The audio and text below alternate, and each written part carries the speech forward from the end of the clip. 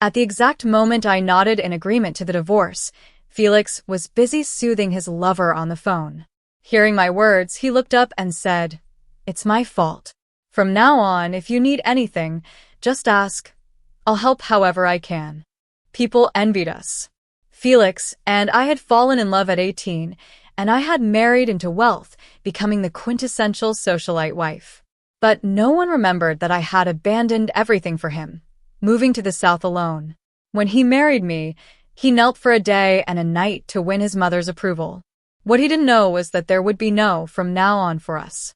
Lowering my gaze, I glanced at the phone in my hand, which buzzed persistently with new messages. "When are you coming back to Beijing? I'll pick you up. Susan, I meant what I said when I was 17. It'll hold true for a lifetime." Chapter 1. Fireworks bloomed, burst, and faded beyond the floor-to-ceiling windows. Since 2012, for 7 consecutive years, fireworks had illuminated the evening of July 24th, Felix's anniversary ritual. Each year, the fireworks display lasted exactly 15 minutes, a tribute to the fact that Felix and I had met at 15. Looking down from the window, I saw crowds of people who had heard the news gathering along the riverbanks, bustling with excitement. Those watching the fireworks kissed, embraced, and celebrated with joy, events that were about me yet no longer had anything to do with me. Inside, the dimly lit room felt distant. Across the long table sat a man in a sharp suit, tall and imposing. His features, illuminated by the glow of his phone screen, looked even more defined and striking. I watched him for a long time before speaking, my voice as soft and hazy as a distant fog. At last, I made myself clear. I agree to the divorce. The joint application forms are filled out. Let's meet at the court first thing tomorrow morning. Hearing this, he lifted his head from his phone and looked at me. Not today. Let's not talk about this today. I slid off my wedding ring and placed it on the table. There's no day more fitting than today. From where it started, it should also end. Here and now, Felix.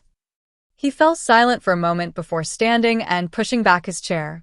Fine. I'll pick you up tomorrow morning.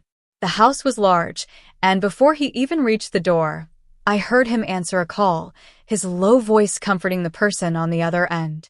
Yes, she agreed. All right. Wait for me at home. The door closed softly, as was typical of him. I stayed seated at the table, gazing silently out the window. Only when the last firework fell did I rise. My phone chimed with a cheerful notification. A light, elegant female voice rang out jubilantly. "Miss Bunny, today marks the 7th anniversary of your wedding to Felix. I'm sure you're still happily together, aren't you? So, what gift did he prepare for you this year?" Let me guess, it's... I reached out and silenced the event reminder, cutting the joyful voice short. Opening my phone without hesitation, I began the process of selling every property I owned. When I first came to Hong Kong, Felix had been meticulous in ensuring I felt secure. Back then, his mother didn't approve of me. She hadn't even attended our wedding. At the time, Felix had transferred everything he could to me, including 2 major properties. One of them was this flat, worth nearly 50 million Hong Kong dollars even back then. Later, after his father passed away, Felix took over Jinlong and grew the business exponentially. Periodically, he would purchase properties in my name and even set up a trust fund for me. He would often say apologetically, "Susan, you left everything behind to follow me here. I feel for you. I want to give you everything, but it never feels like enough." Back then, I would press my forehead against his and say, "Felix, I don't care about those things." After all, when I first met him, he was just a boy who would get into fights over a pair of $30 sneakers. I reassured him, "You've given me plenty. Even if you decide to leave me now, I wouldn't starve in Hong Kong." It turns out those words were prophetic. As husband and wife turned into strangers, I found myself with enough dignity and money to keep me from freezing on the streets during a cold winter. Chapter 2. The next morning, I arrived at the court registry 15 minutes early, driving myself. Felix, unusually, hadn't brought his chauffeur today. Instead, he pulled up in his black Cullinan. Once, his favorite car had been the Maybach I gave him, but when he used that car to drive Natalie, I smashed it to pieces. Felix, dressed in a black suit, was as striking as ever, his handsome face enough to make passers-by stop and stare. Looking at his face, I couldn't help but recall the day he proposed, kneeling on one knee with a ring in hand, crying so hard he could barely keep himself upright. It had been me who pressed my forehead against his, laughing as I said yes, and reached out for the ring he held. Now, Felix noticed my dazed expression and instinctively grasped my hand. "Susan, if you're having second thoughts, we can still—" I abruptly pulled my hand away and stood calmly. "Let's go." He stood there for a moment, staring at his now empty hand. Then, clenching his fists slightly in the air, he followed me. Divorce was always a messy affair. Divorcing someone wealthy was even messier. In Hong Kong, divorces involved more steps and dragged on longer than they did on the mainland. There were no disputes over assets between Felix and me. The alimony of 3.6 billion Hong Kong dollars was his suggestion, and I had no objections. To avoid unnecessary complications, I had made some arrangements. We wouldn't have to wait 6 months. The decree would be issued today. 2 hours later, we were holding our divorce certificates. Felix stared at the paper for a long time, standing still until a staff member prompted him to step aside. He finally moved, dazed. "I didn't realize you were in such a rush that you couldn't wait even a few months." I couldn't help but chuckle. "Aren't you the one who couldn't wait? You've been asking me to get this over with for months now." He pressed his lips together. I was drunk. I didn't see the point in revisiting the past and turned to leave. Felix instinctively followed. "What are your plans now?" I responded nonchalantly. "Work, dating, travel. I've got plenty of plans." "Are you staying in Hong Kong?" he asked. I stopped and looked at him squarely.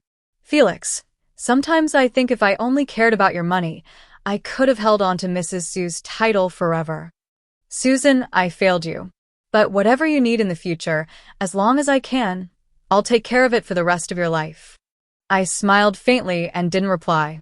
As I stepped outside, Natalie was leaning against Felix's car, dressed head to toe in Chanel and wearing sunglasses. Around her neck was an unmistakable Tiffany necklace, an auction piece not yet released.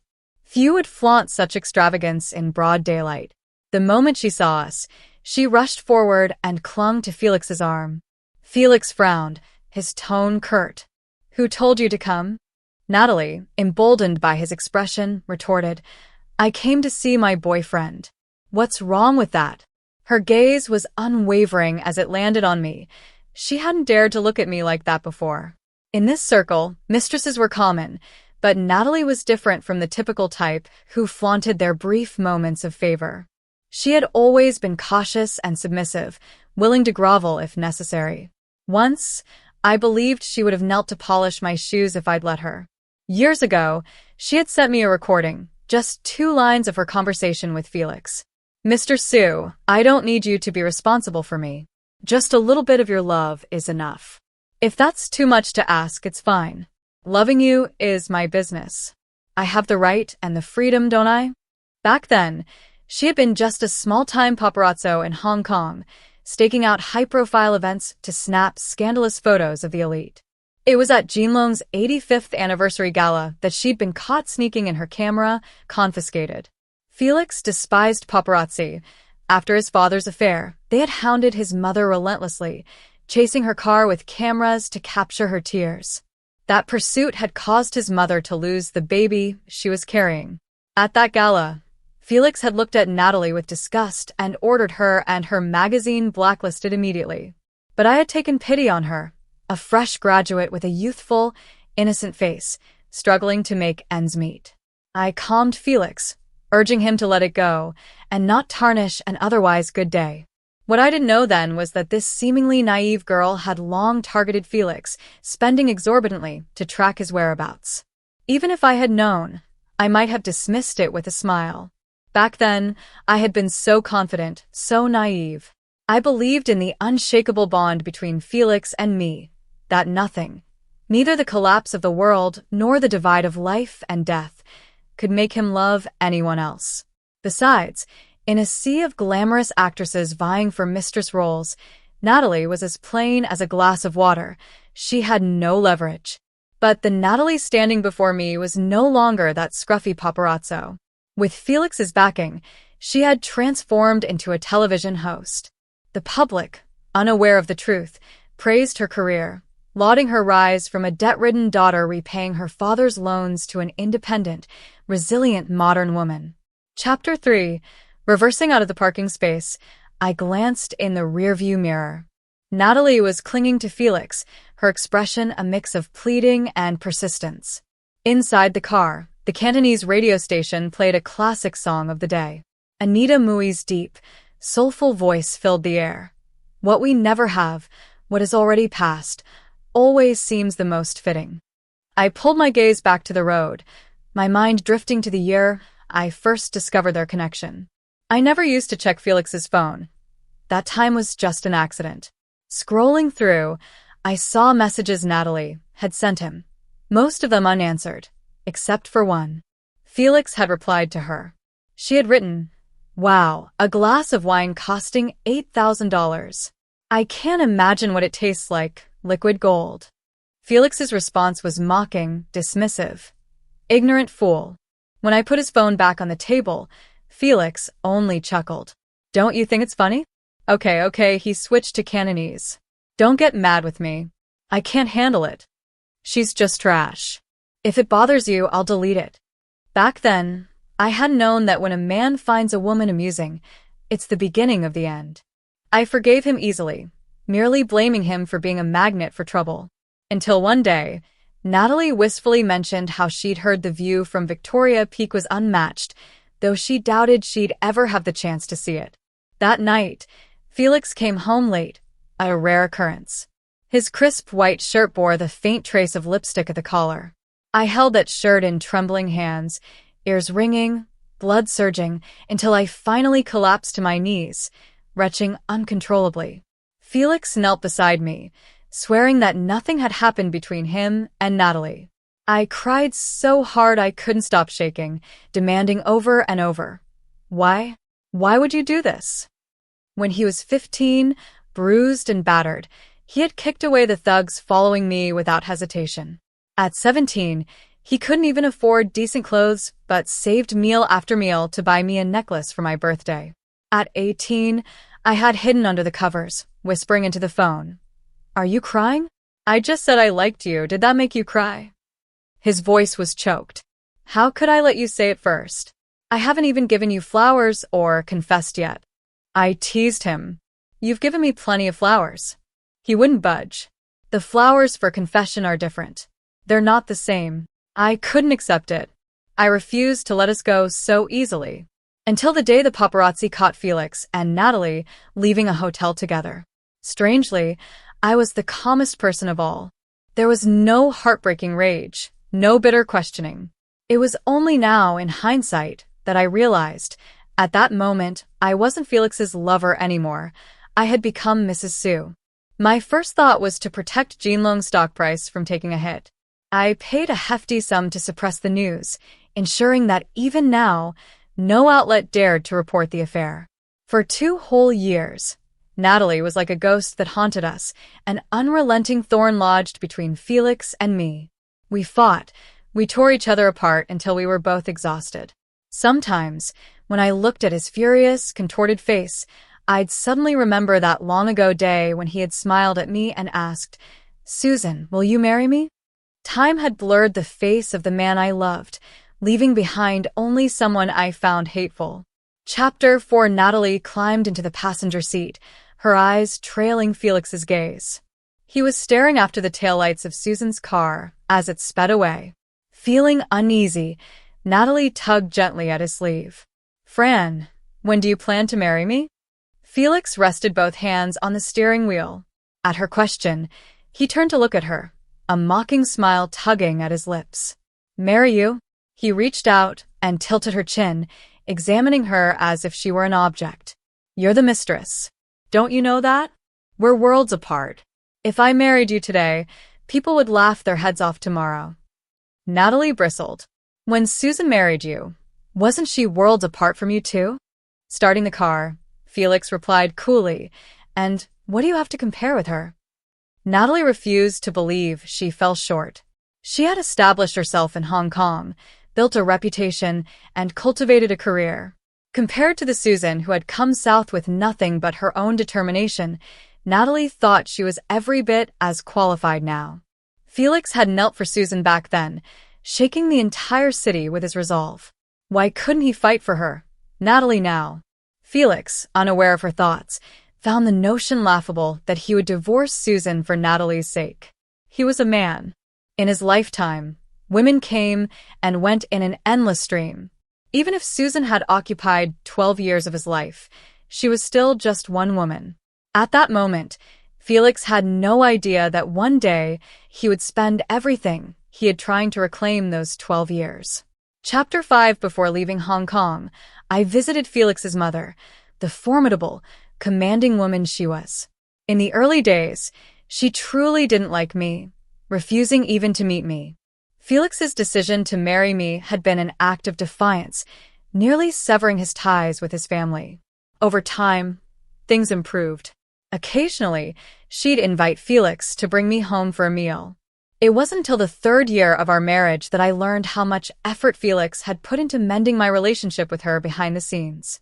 Year after year, he implored his grandmother, the woman who had raised him, to speak on his behalf, recounting our hardships in Beijing and how I, a kind-hearted girl from the alley, had helped him through tough times. He painstakingly researched his mother's preferences, presenting acts of filial piety under my name and highlighting my achievements. He told her how I had consistently ranked first at Peking University, leading a team of over a dozen to launch a business even before graduating, qualities reminiscent of her own youth. He praised my decision to forego further studies abroad and follow him to Geelong after graduation, a testament to my courage and commitment. I couldn't bear to see him struggle like that. Lacking a family background that would satisfy the Su family, I drove myself relentlessly to grow into someone they could accept. The Su family didn't need someone to entertain them. They needed a daughter-in-law. So, despite her cold demeanor and frosty expressions, Felix's mother taught me step by step to become the capable Susan I am today. She never acknowledged me outright, but she also never denied my status. This woman, who had sent Felix to Beijing at the age of 7 to ensure his survival, had spent decades without contact. Only after securing her dominance in Hong Kong, subduing the 2nd and 3rd wives along with their children, did she bring her only son back into her life. The house was resplendent with lights, the carpets immaculate. Elise, Felix's mother, stood with 3 incense sticks in hand, bowing reverently before the shrine of the goddess of mercy and the 8-faced god. When her prayers were complete, she turned to me. Time had left few marks on her face, though her eyes spoke of wisdom gained from weathering life's storms. You're not very clever. As long as I'm here, no one would dare take the position of Mrs. Su from you. I smiled faintly. Mom, I don't have the heart for it. I can't endure so much bitterness. I had once tried to convince myself to remain as Mrs. Su, standing tall amidst the chaos. But one day, I stumbled upon an old photo. It was from a Beijing autumn, the ground blanketed with golden ginkgo leaves. In the photo, Felix and I were separated by another person, looking as though we had no connection. But I remembered how we had secretly reached past that barrier, holding each other tightly, laughing as if we had found the rarest treasure in the world. It was then I realized I couldn't do it. Elise reminisced, something she rarely did. Felix is like his father. I never liked either of them much, but he's my son, and I can't bring myself to condemn him. He told me about the time in Beijing when he was 15 and couldn't afford his grandmother's medical expenses. He begged everyone for help, but it was your years of saved-up New Year's money that got him through. When I heard you were divorcing him, I thought of the year he brought you to Hong Kong. He knelt and begged me to let him marry you. I refused, and he knelt for a day and a night. Still, I said no. He had so much pride, yet he cut ties with the family and started from scratch to be with you. Later, I asked him if he remembered kneeling here all those years ago. He didn't say a word. I stayed silent, occasionally offering a faint smile. Who could have predicted that after overcoming the seemingly insurmountable barriers of class and family, even earning the grudging acceptance of his mother, we would lose each other when the road ahead seemed brightest? I stood and hugged her, kissing her cheek as I said my goodbyes. She smiled faintly, as if looking through me into some distant place. As Felix's mother, I think you're being foolish. But as a woman, I admire you deeply and can only encourage you. She patted my hand. Susan, as you embark on this new journey, I wish you a future as vast as the open road. Chapter 6. The next day, the Hong Kong tabloids splashed their front pages with bold, insinuating headlines. Golden Dragon couple splits, anchorwoman benefits. That evening, Felix showed up at my door, drunk and leaning heavily on his driver, Lucas. Lucas looked at me awkwardly. Given Felix's status, it had been years since I'd seen him this intoxicated. Moments later, hurried footsteps followed. Natalie stormed in, unleashing a tirade. What kind of driving was that? Who told you to bring him here? Lucas defended himself. It wasn't me, Mr. Su insisted. Every time he drinks, he asks for his wife. It's been that way for years, Felix mumbled. Susan, I need water. Natalie's face twisted with embarrassment. She directed Lucas to help Felix away before turning back to me. Straightening her posture, she declared, You and Felix are divorced now. I hope you'll stop interfering in our lives. I looked at her coldly. Maybe you should figure out who's interfering with whom. Her expression darkened. This won't happen again. Don't think he still has feelings for you. Men don't recognize anyone when they're drunk. I shut the door in her face, cutting off her voice. Lowering my gaze to my phone, I scrolled through the endless stream of messages I had answered throughout the day. Only one remained. I still hadn't decided how to respond. When are you coming back to Beijing? I'll pick you up. If we were talking about timing, John had come into my life earlier than Felix. He had disappeared for reasons unknown, only to reappear by chance, at which point I reintroduced him to Felix. Over the years, he had sent me holiday greetings, always concise, never intrusive. But today's message was different, the first unrelated to a holiday in all these years. Since my mother passed away in Hong Kong when I was 25, I had returned to Beijing only once a year to visit her grave. John was one of the few friends from Beijing with whom I'd maintained contact. After a brief reply to his message, I continued packing for my trip back to Beijing. Felix wouldn't find out I had left until a week later. He had assumed I was too deeply rooted in Hong Kong, with assets and enterprises I couldn't simply abandon. Leaving so suddenly seemed unthinkable to him. But he had forgotten. I had once come south with nothing to my name. Why couldn't I leave the same way now? Upon learning I had left, Felix remained composed. Ask her when she plans to return to Hong Kong. Chapter 7. The moment the plane touched down, I stepped onto my homeland once again. 7 years had passed, and the past seemed like a breeze, gone in the blink of an eye. In my phone, except for Felix's mother, I had deleted everyone related to him. 7 years of connections and resources were left behind in Hong Kong, but I wasn't afraid. In society, connections are one thing and money is another. I have plenty of ways to leverage both. Although I didn't need to rush into the next phase, I'm not the type to sit idle. From the moment I got off the plane, I started thinking about how to proceed from here. The driver respectfully took my luggage, and just as I was about to get into the car, I heard a loud voice from behind. Susan. I turned around, and she quickly ran into my arms. I pulled her out of my embrace. Angelica, what are you doing here? I met her when she was 17. At that time, her mother was addicted to gambling. Seeing her daughter grow more and more beautiful, she tricked her into signing a contract for an adult film, hoping to make her famous. The high cancellation fee and her mother's pressure almost made her go through with it. At the last moment, she suddenly realized what was happening, ran out, and coincidentally ran right in front of my car. It was the second year after I arrived in Hong Kong, and everything was difficult, but I couldn't bear to let such a flower wither. I gritted my teeth and paid to free her. She looked up at me. Susan, you didn't notify me when you left. I couldn't find your flight, so I sent myself here early to wait for you. Looking at her luggage, I reminded her, I don't plan on returning to Hong Kong. Angelica later entered the entertainment industry, partly because she loved acting and partly because she needed money to pay off the ransom. But Hong Kong actors are the least valuable, and the money she earned from films was pitiful. She's still heavily in debt to this day.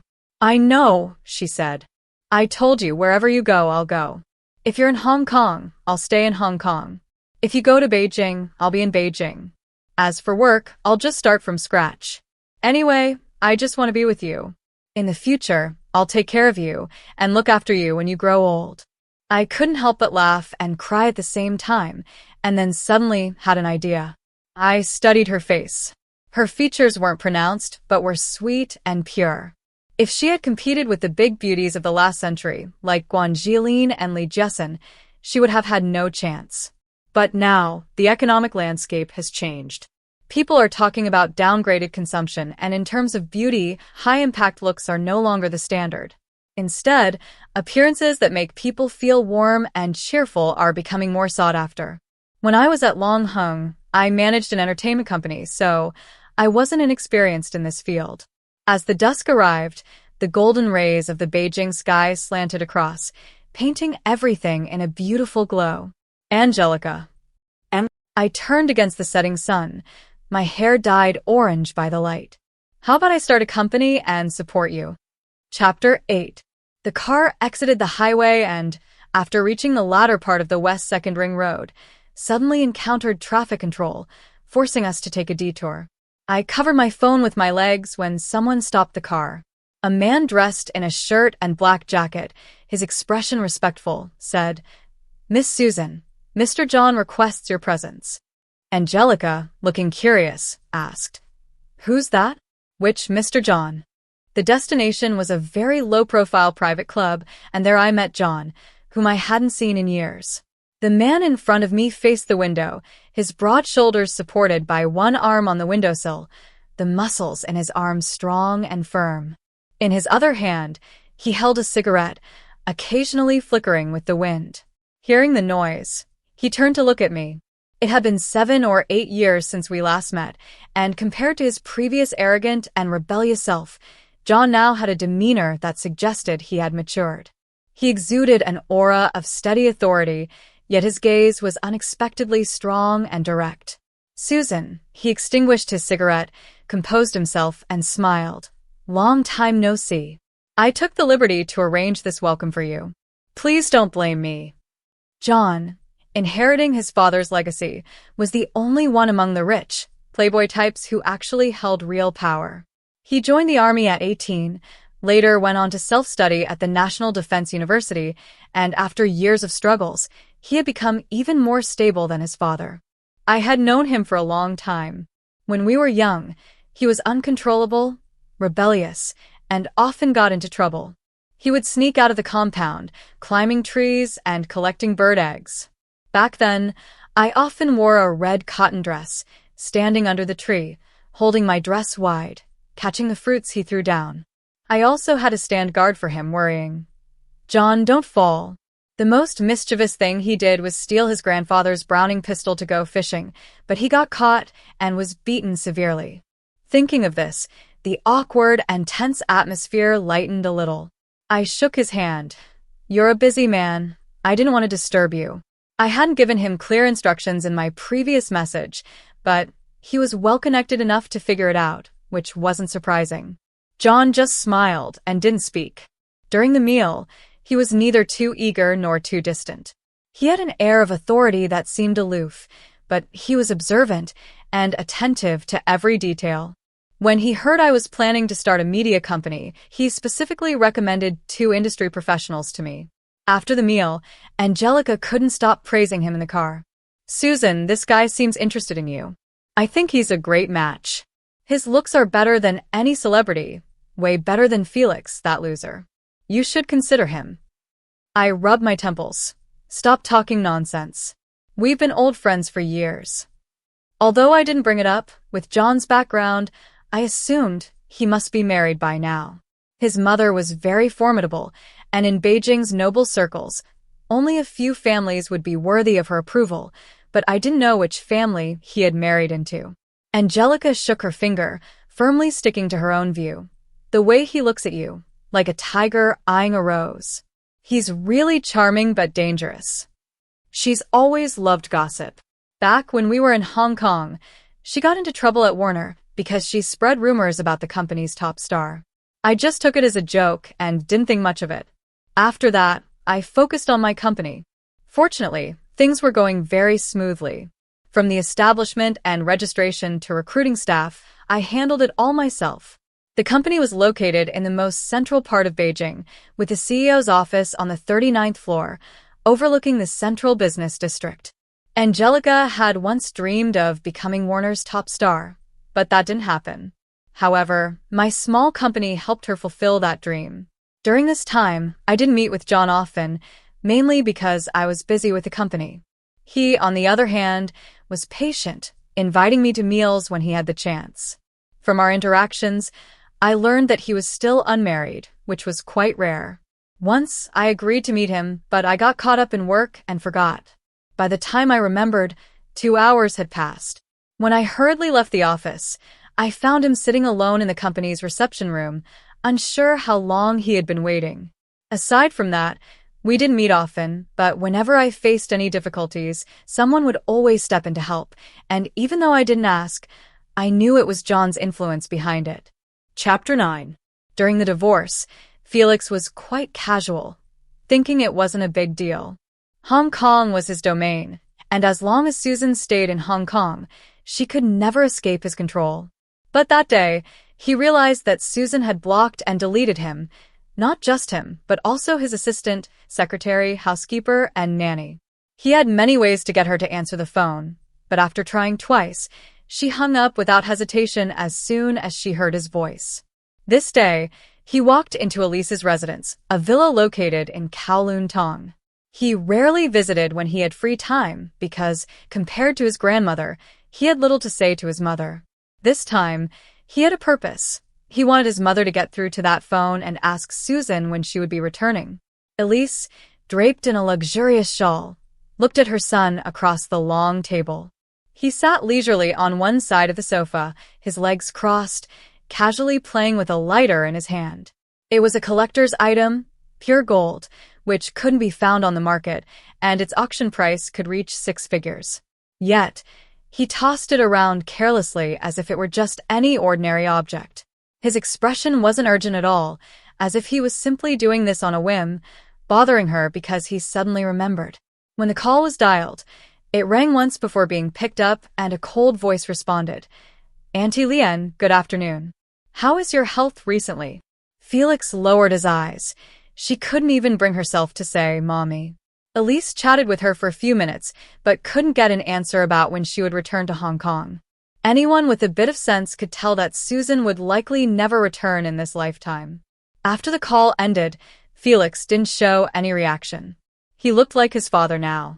Elise was quite annoyed by his presence, waving her hand and telling him to leave.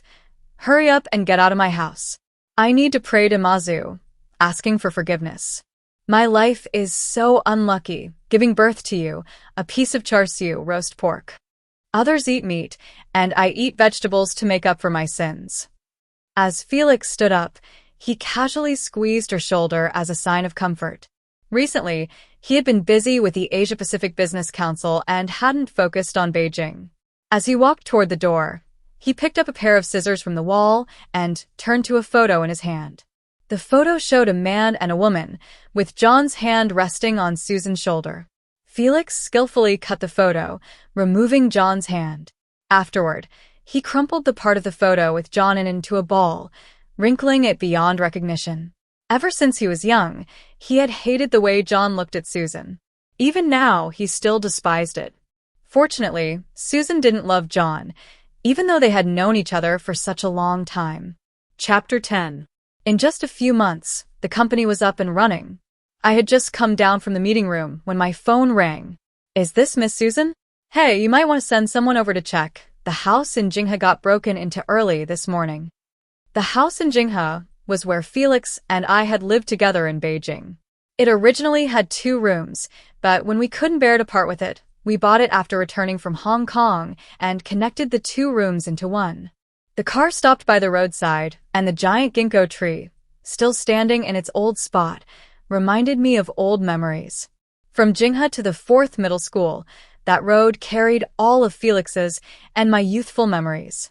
At that time, he would always wait downstairs 10 minutes early, ready to ride his bike and pick me up. When I came down, he would hand me the eggs he had wrapped up in his arms. Later, when we went to different universities, he would wait at the school gate every weekend, and we'd go back to Jinghe together. He used to say that after graduation, he wanted to buy a house in Beijing and bring his grandmother and my mother to live together. By then, we should have a daughter, and he'd make sure that his wife and daughter were the happiest in the world.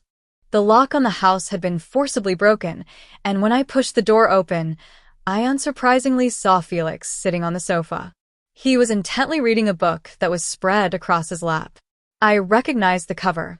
It was filled with all the love letters he had written to me when we were young. When we moved, I searched everywhere but couldn't find that book, and I cried when I couldn't find it. Felix had comforted me, saying that he could write such love letters for a lifetime, and if it was lost, it was lost. I glanced around the room and sarcastically said, "You're looking at this book now, aren't you ashamed?" Through his thin shirt, I could clearly see his body tense for a moment, then freeze, before finally relaxing. After a while, he calmly put the book down, stood up, and said, "Susan, you've gone too far. It's time to go back." I avoided his hand and replied coldly, "If you were smart, you'd know I hate you." I hated his infidelity, his lack of loyalty, but more than that, I hated how he had ruined the love I had when I was 17. "You can do whatever you want with Natalie, I don't care. What more do you need?" His tone was light. Speaking of Natalie, news about her scandal had been all over the media, and the Hong Kong press had cornered her. Felix didn't care about her. When I saw the news, a daring reporter stopped Felix midway to ask if it was true. Facing the camera, he smiled boldly, as if confessing, "Yes, I had an affair." He bent down and looked at me. "You're being lenient with Long Hung, but you still care." I stared at him. "You should thank your mother. If it weren't for her, I would have exposed everything about you and Long Hung." Long Hung didn't represent Felix in my heart. It represented the struggle of Mrs. Elise over the years. "Susan," he sighed, seemingly thinking of something, "come back to Hong Kong with me. Let's remarry." It's hard not to suspect that I gave him the wrong impression, as though all he needed to do was turn around, apologize, and I would love him without any grudges. "Felix, the day I decided to divorce you, I never once thought about remarrying you. Susan, only move forward. I never go back to old relationships, especially with someone like you, a rotten one." I tapped the broken lock and didn't look back. "This house is in my name. You're trespassing. Go back to Hong Kong, or I'll call the police." Felix walked over to the windowsill and looked down. That man was waiting beside Susan's car, not knowing how long he had been there, but he never thought of coming up. John opened the umbrella over her head, helped her into the car, and then looked up casually. That glance just happened to catch Felix's eyes. It wasn't provocative, and there was no emotion, just a look, as if seeing something insignificant. Felix's hands, which were in his pockets, clenched, the veins bulging, though no one saw. At that moment, his emotions finally surged with a fierce intensity. Chapter 11. In the following days, I didn't know what illness Felix had caught. Every morning, he would come to the 39th floor office dressed in a suit. If they didn't let him in, he would sit in the reception area, casually making phone calls and handling business. When Angelica saw him, she rolled her eyes to the heavens. "What's he doing here in Beijing?" I didn't even look up. Don't mind him. When Felix was in Hong Kong, he didn't care much about Angelica. Sometimes, when she visited our home, she was always cautious and nervous around him. But now, she was a familiar face. Every morning, Felix would lower himself to greet her. "Morning, little sister." Angelica was fearless, flipping him the bird. "You think you can block my Susan's wealth by sitting here?" Felix didn't just sit there. He showered her with flowers and jewelry nonstop, while curious visitors eyed him. He was, after all, someone with status. In the first few days, he looked awkward, but then he relaxed, letting people observe him. Fortunately, he still had some pride and didn't follow me when John came to pick me up for dinner. But every time John came to pick me up, Felix would coldly stare at him with a chilling expression. One day, John came back to get the bag I had left behind. When the elevator doors opened, Felix was still sitting in the same spot. John, holding my small handbag, noticed Felix's gaze following the bag. Out of goodwill, he spoke up. The chairman of Longheng goes to Beijing alone. If he disappears without a trace, it's just a failure of precautions.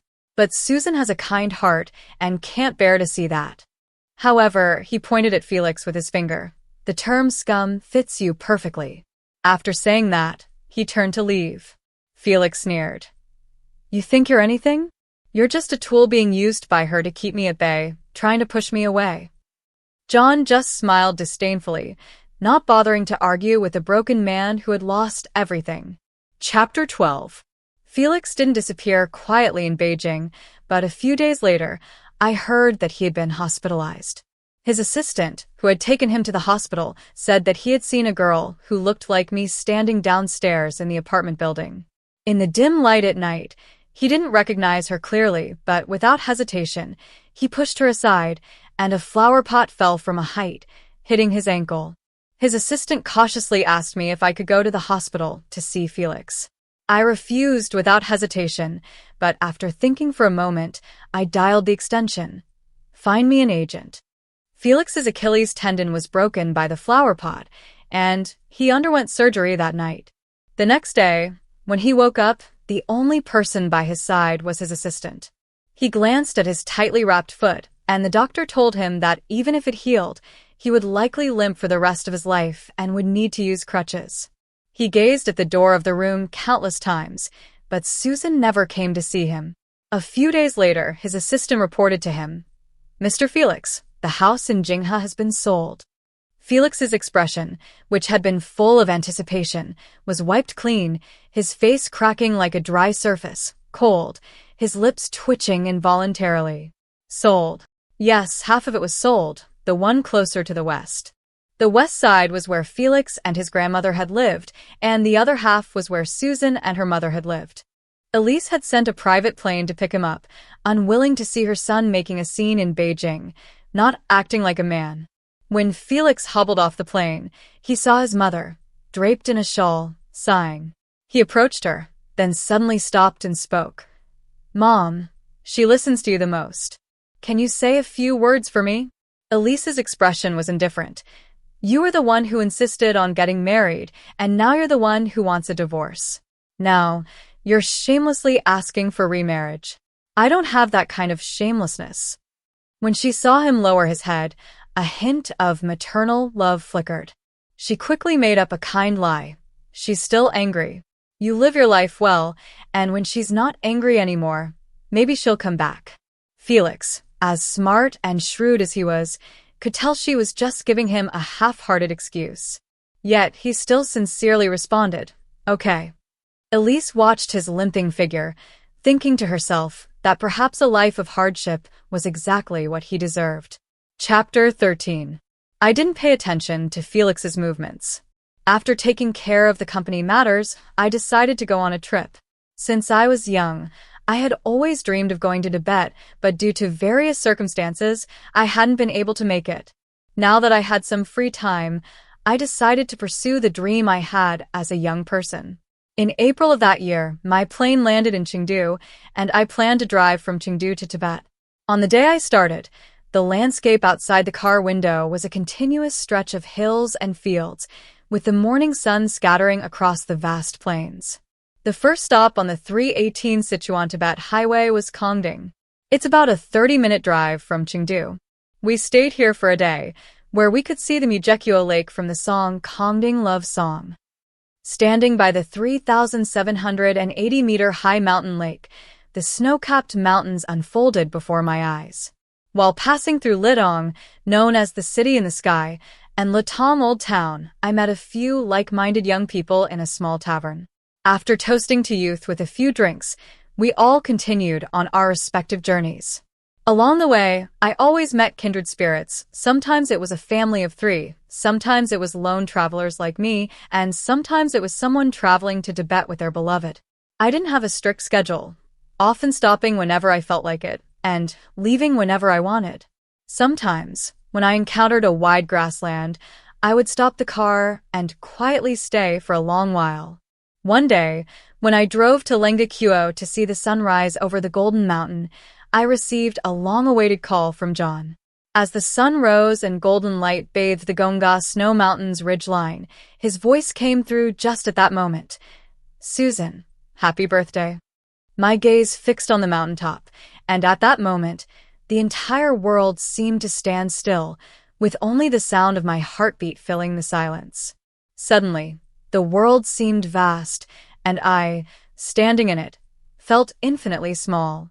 In this vast world, everyone has their own brilliance, yet people are always disturbed by the mundane. In the end, everything returns to dust. I gain what I lose, and all the past, right or wrong, is just life. People live in the present, and happiness in the present is the most important thing. "John," I said to the Golden Mountain, "I'm waiting for you in Tibet."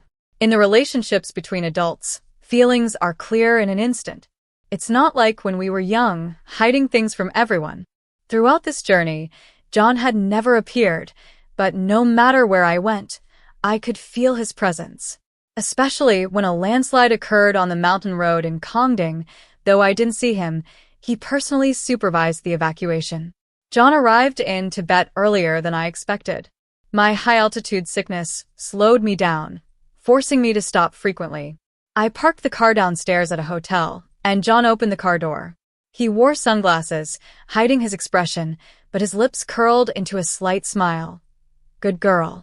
This journey, John and I traveled slowly.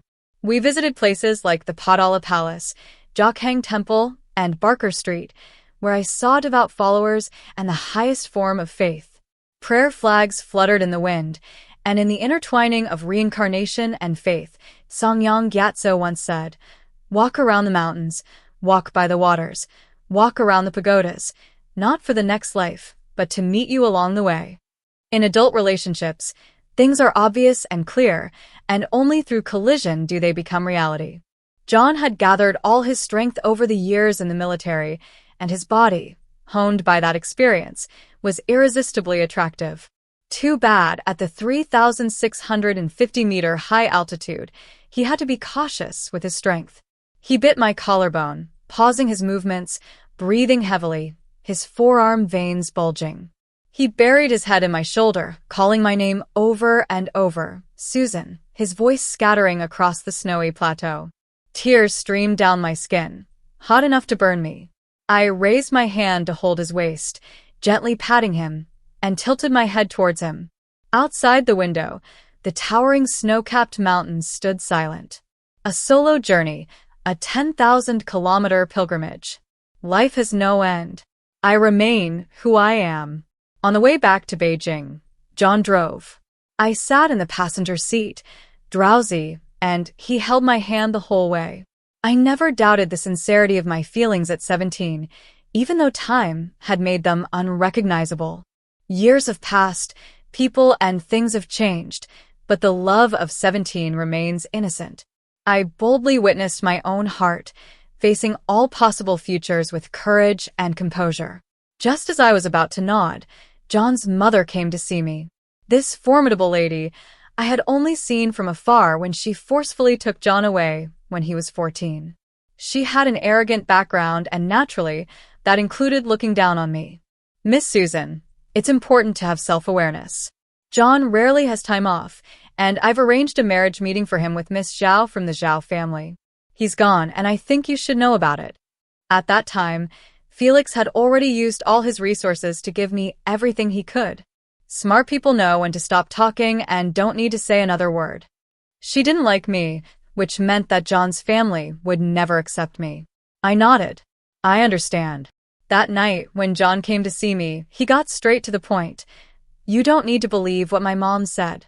I didn't go to the marriage meeting. I thought for a moment and said, John, I think we're just not right for each other. I could have spent 7 years trying to please Felix's mother and become the perfect daughter-in-law of the Liang family. But I didn't have 7 more years to please another mother and make her accept me from scratch. To put it more bluntly, if I were in my early 20s and deeply in love with John, perhaps I would fight for it. But unfortunately, I'm not that young anymore. For me now, love and men are just spices in life, not necessities. Life is like this. There's never a perfect time or a perfect person. The right time, the right person, is the hardest thing to find. John, with his iron will, shed tears for only one person. He looked up for a few seconds, then said the words he needed to say. Susan, I'm not in my 20s anymore. No one can decide my marriage for me. I will marry whoever I want, and no one can stop me, not even my mother. 7 years ago, if I had wanted, you wouldn't have been able to leave Beijing.